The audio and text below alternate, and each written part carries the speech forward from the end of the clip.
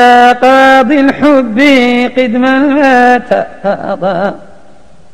محبة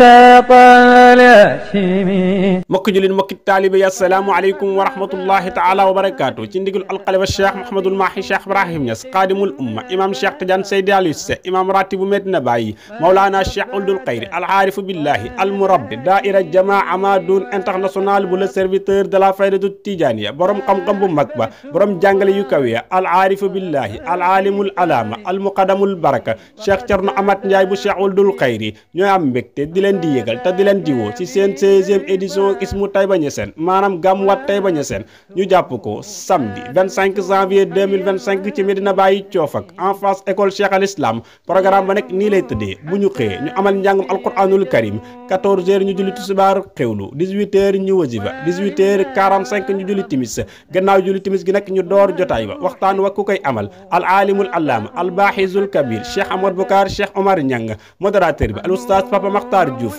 parrain bi Seydi Mayoro Fall al muqaddam ingénieur ca Thiès marraine bi Seyda Oumou Sakho madame Diémé nekk ci magu daayira bi mbokk yi kon woote baa ngi noonu bàyyee ko ci daayira jamaa Amadoun international bu Thierno Amath Ndiaye mu di 16e édition Ismu Taïba Niassène maanaam gàmmuwaat Taïba Niassène ñu jàpp ko samedi 25 janvier 2025 ci Medina Baye Coofak en face école Cheikh al Islam kër Thierno Amath Ndiaye ñoo ngi ci woo ñëpp أرضى بما قضى